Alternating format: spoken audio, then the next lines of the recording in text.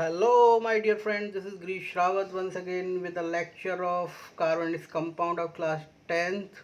तो my dear student, जो पिछला लेक्चर मैंने अपलोड किया था आज हम उसी के बारे में डिस्कस करेंगे।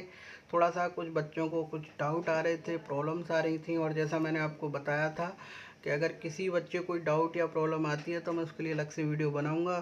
तो बच्चों को कुछ बॉन्ड फॉर्मेशन में दिक्कत आ रही थी, इसलिए मैं आपके लिए वीडियो लेके आया हूँ। काफ़ी इम्पोर्टेंट वीडियो होने वाली है, आपके सिलेबस को कवर नहीं करती है, लेकिन आपके लिए बहुत इम्पोर्टेंट ये वीडियो होने वाली है, इसलिए इसको पूरा देखिए। आपको काफ़ी कुछ सीखने के लिए यहाँ पर मिलेगा। ठीक है, तो बहुत बेसिक से पॉइंट से मैं लेके चलता हूँ। आपने देखा होगा कि कुछ एलिमेंट जो होते हैं वो फ्री स्टेट में होते हैं।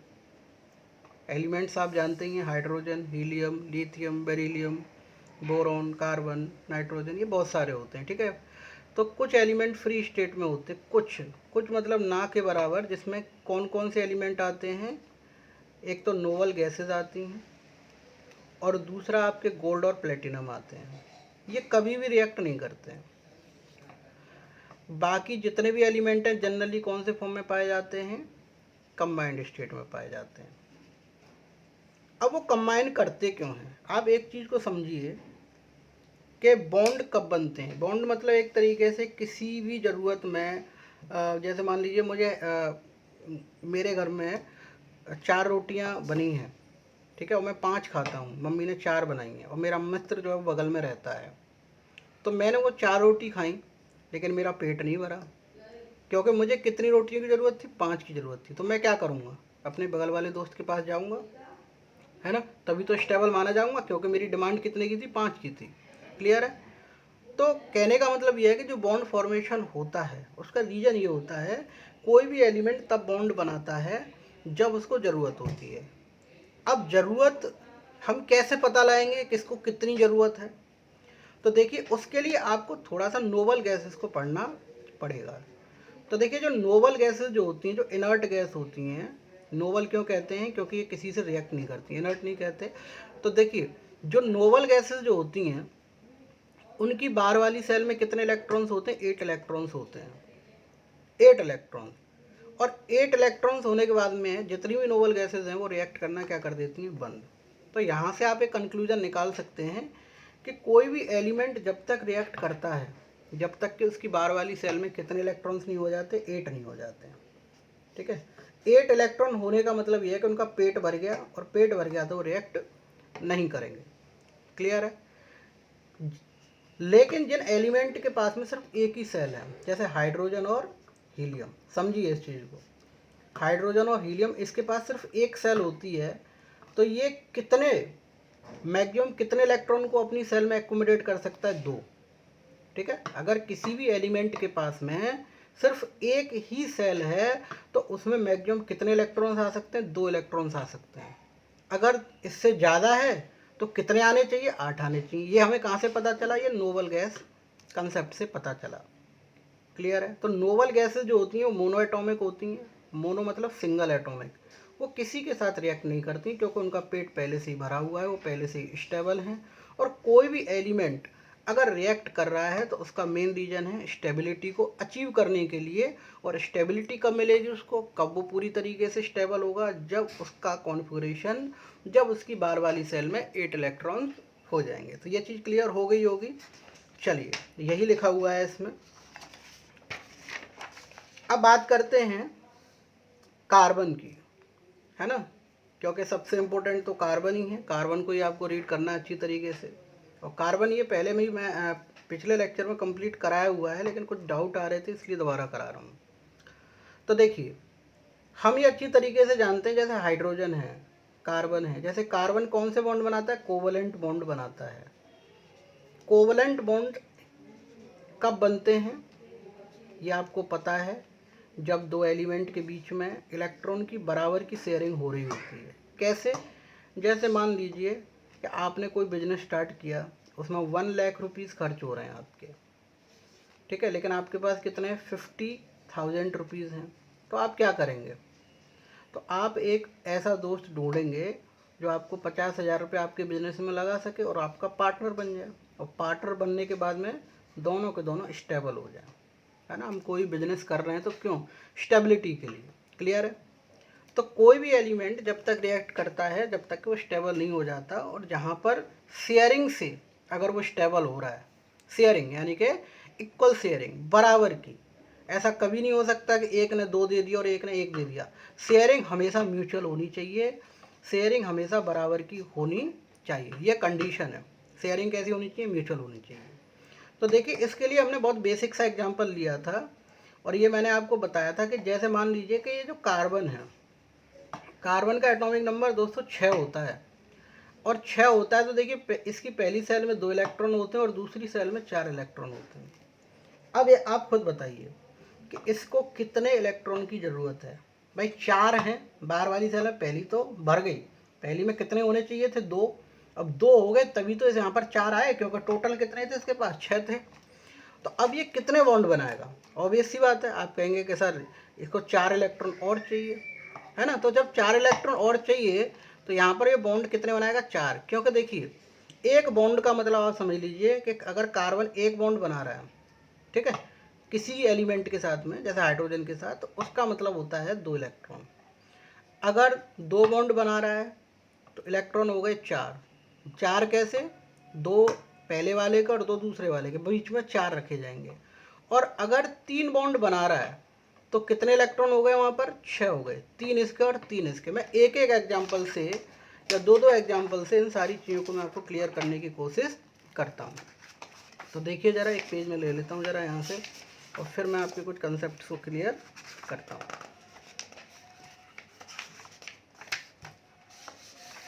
देखिए,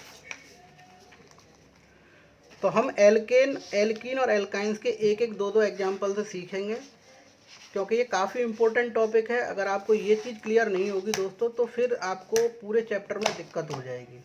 तो इसको आपको बहुत अच्छी तरीके से समझना ज़रूरी है, और इसको समझिए, कुछ भी नहीं है, बहुत आसान है। आप अपने दिमाग में बिठा लीजिए कि देखिए पिछले जो लेक्चर में मैंने एल्कीन और एल्काइंस के बारे में डिस्कस किया था। देखिए जो एल्केन्स होते हैं वो क्या होते हैं, जो एल्कीन्स होती हैं वो क्या होती हैं, और जो एल्काइंस होती हैं वो क्या होती हैं। तो जो एल्केन्स होते हैं, कार्बन और कार्बन के बीच में हमेशा सिंगल बॉन्ड, एल्कीन्स में कार्बन और कार्बन के बीच में हमेशा डबल बॉन्ड, एल्काइंस में कार्बन और कार्बन के बीच में हमेशा ट्रिपल बॉन्ड। अब एक चीज़ आप कहेंगे सर हाइड्रोकार्बन है तो हाइड्रोजन भी तो है, तो कार्बन और हाइड्रोजन के बीच में कभी भी डबल बॉन्ड नहीं हो सकता। ये मैंने आपको बताया था, क्योंकि हाइड्रोजन एक एक इलेक्ट्रॉन की शेयरिंग कर लेता है और शेयरिंग करके स्टेबल हो जाता है, ठीक है। तो ये कभी भी डबल बॉन्ड नहीं बनाएगा किसी भी कंडीशन में, क्योंकि यहाँ पर अगर डबल बॉन्ड बनाएगा तो 2 इलेक्ट्रॉन की शेयरिंग हो जाएगी। तो ये तो 2 तो होते नहीं इनके पास, होता तो एक एक ही है ना, हाइड्रोजन है तो एटॉमिक नंबर 1, इलेक्ट्रॉन भी 1। तो हम सिंपल सा एक एग्जांपल लेते हैं। जैसे मान लीजिए मैंने ईथेन ले लिया, एथेन आपको बताइए, अगर एथ है तो एथ का मतलब है कार्बन 2 है, और एन है तो डबल प्लस 2, यानी कि जितना कार्बन है हाइड्रोजन उसका डबल हो जाएगा। डबल मतलब 4 + 2 6।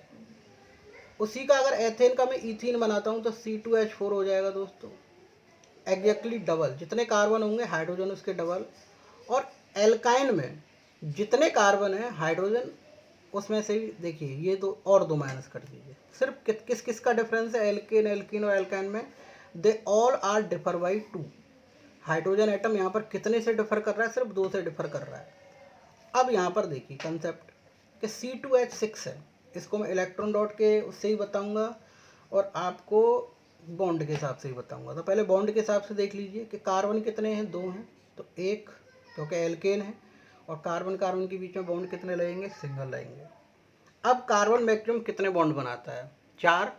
कार्बन हमेशा हमेशा और हमेशा 4 बॉन्ड ही बनाएगा, न 4 से ज़्यादा बनाएगा और न 4 से कम बनाएगा। तो यहाँ पर ये देखिए कि इसने 1 बॉन्ड तो पीछे बना रखा है, अब ये कितने बॉन्ड और बनाएगा, 3 बॉन्ड और बनाएगा। और जब 3 बॉन्ड बनाएगा यहाँ पे क्या लगेगा, हाइड्रोजन हाइड्रोजन हाइड्रोजन। इसने कितने बना रखे हैं, 1 बना रखा है, तो ये भी कितने और बनाएगा, 3 बनाएगा, ठीक है। ये भी कितने और बनाएगा, 3 बनाएगा। तो ये चीज़ क्लियर हो रही होगी आपको।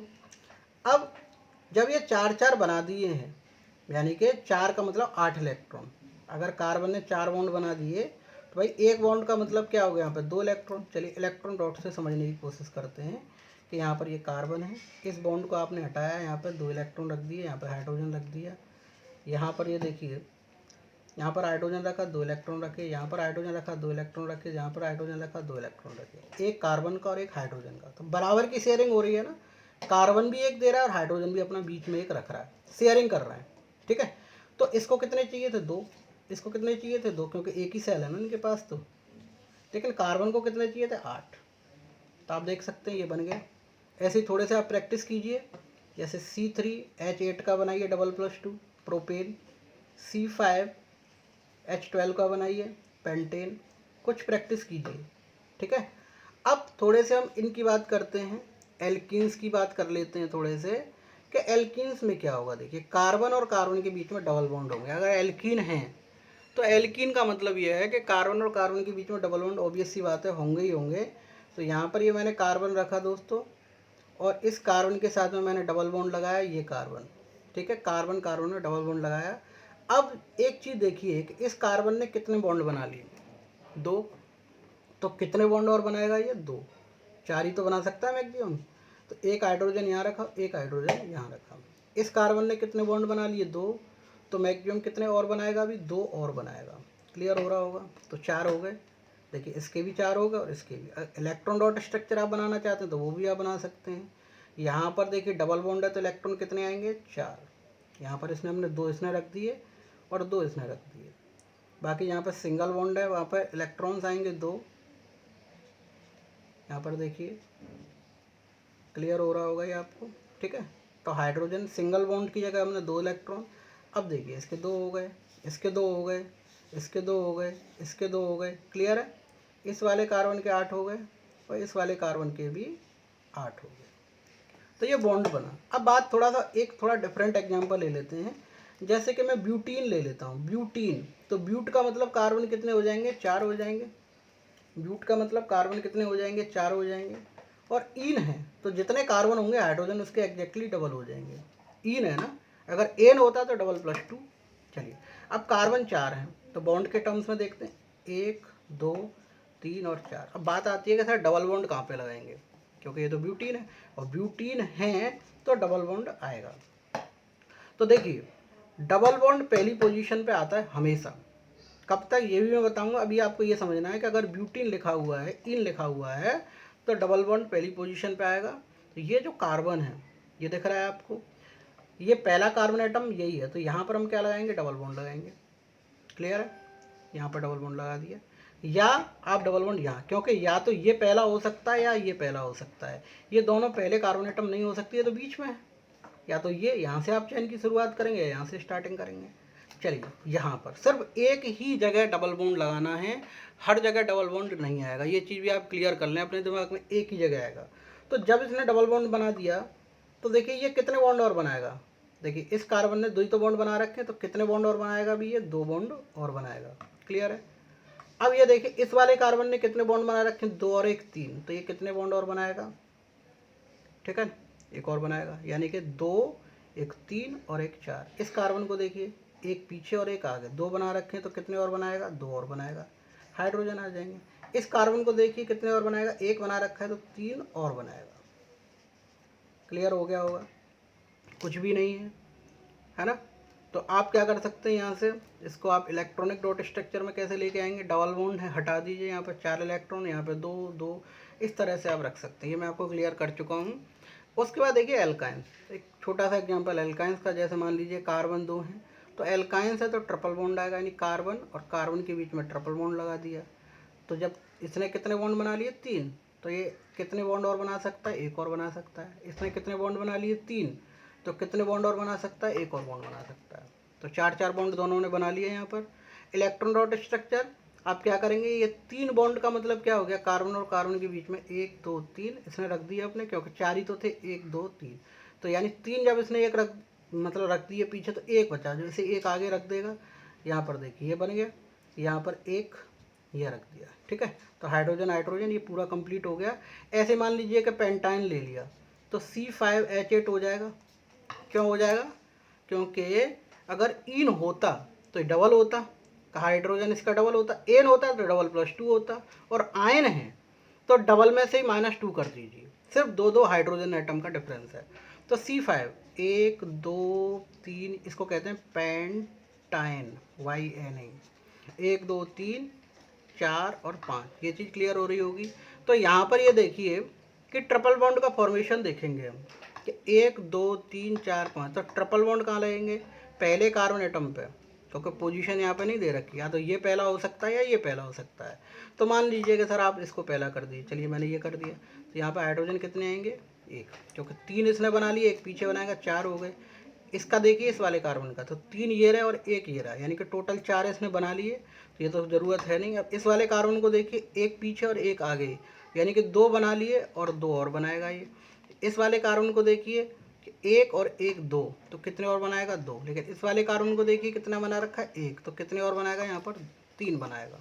कितने बनाएगा, 3। इस तरह से कंप्लीट हो जाएगा और आप इसका इलेक्ट्रॉन डॉट स्ट्रक्चर भी बना सकते हैं दोस्तों। तो ये चीज़ें आपको क्लियर हो गई होंगी, बहुत ही आराम से मैंने क्लियर करने की कोशिश की है। वीडियो अच्छी लगती है तो ज़रूर लाइक कीजिए, ताकि मेरा कॉन्फिडेंस लेवल बूस्टअप होता रहे। और कुछ क्वेश्चंस मैं आपके लिए लेके आया हूँ अगली वीडियो में, उनको भी देखिए, जो पहले चैप्टर से रिलेट करते हैं NCERT के। तो मैं आपको हर चीज़ यहाँ पर मैं कराऊंगा, एक्स्ट्रा क्वेश्चंस भी कराऊंगा। आप थोड़ा सा मुझे बूस्टअप करते रहिए, कमेंट करते रहिए। आपका बहुत बहुत धन्यवाद।